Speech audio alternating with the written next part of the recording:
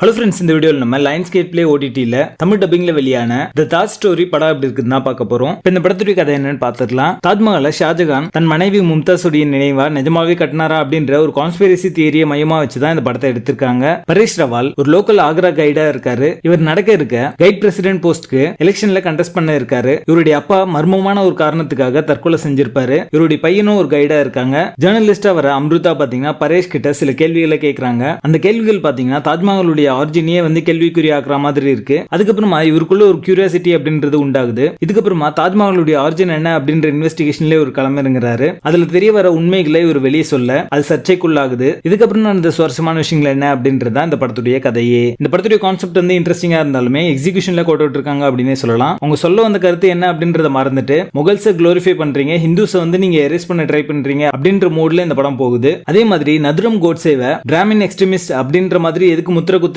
அப்படின்ற மாதிரியான ஒரு கேள்வியும் இந்த படம் வந்து முன்வைக்குது. ஹிந்து கிங்ஸ் அண்ட் குயின்ஸ் நீங்க செலிப்ரேட் பண்ண மறந்துட்டீங்க அப்படின்ற ஒரு கருத்தையும் இந்த படத்து மூலமா சொல்லியிருக்காங்க. பரேஷுடைய கேஸ் ஆக்ரால இருக்கிற எந்த லாயருமே எடுக்காம இருப்பாங்க. அந்த சீக்வன்சஸ் எல்லாமே பாத்தீங்கன்னா ஓ மை காட் அப்படின்ற படத்தை ரிசம்பிள் பண்ற மாதிரி அமைஞ்சிருக்கு. படத்துல ஒரு காட்சியில பாத்தீங்கன்னா தாஜ்மஹால் வந்து என்னுடைய கோயில் அப்படிங்கிற மாதிரி பரேஷ் சொல்ற மாதிரி அமைச்சிருப்பாங்க. அது எல்லாமே பாத்தீங்கன்னா ரொம்ப கான்ட்ரவர்சியா இருக்கும் பாக்கிறதுக்கு. சோ படம் வந்து எதை நோக்கி போகுது அப்படின்றது தெரியாத மாதிரியான ஒரு ஃபீல் வரதான் செய்யுது. படத்துல இருக்க கேரக்டர்ஸ் எதுவுமே நம்மளுக்கு சரியா கனெக்ட் ஆகல. அதனாலேயே பாத்தீங்கன்னா ஒரு எமோஷனல் வெயிட் அப்படின்றது இந்த படத்துல இல்லாமையே போகுது. நிறைய கருத்துக்களை ஒரே படத்துல சொல்ல ட்ரை பண்ணிருக்காங்க அப்படின்ற மாதிரியான ஒரு ஃபீல் வரதான் செய்யுது. இந்த படத்துல காட்டப்பட்ட அந்த ஏஐ விஷுவல்ஸ் எல்லாமே ரொம்ப நல்லாவே இருந்தது பாக்கிறதுக்கு. லேசியான ரைட்டிங்கும் அன்இன்ட்ரெஸ்டிங் கேரக்டர்ஸும் இந்த படத்துக்கான மைனஸா அமைஞ்சிருக்கு. கிளைமேக்ஸுமே இன்னும் கொஞ்சம் பெட்டரா பண்ணிருக்கலாம் அப்படிங்கிற மாதிரி தோணுச்சு. சனாதன தர்மத்தை எப்படி சப்ரஸ் பண்றாங்க அப்படின்ற மாதிரியான ஒரு மூட்ல தான் இந்த படமே இருக்கு அப்படின்னே சொல்லலாம். படத்துடைய பேசிங் ஆவரேஜா இருக்கும். மொத்தத்துல இது ஒரு ஒன் டைம் வாட்சபிள் மூவியா வந்திருக்கு. படத்துல அதற்கான இல்ல, இந்த படத்தை நீங்க ஃபேமிலியோட பார்க்கலாம். தி தாஜ் ஸ்டோரி படத்துக்கு எங்களோட ரேட்டிங் 5 out of 10.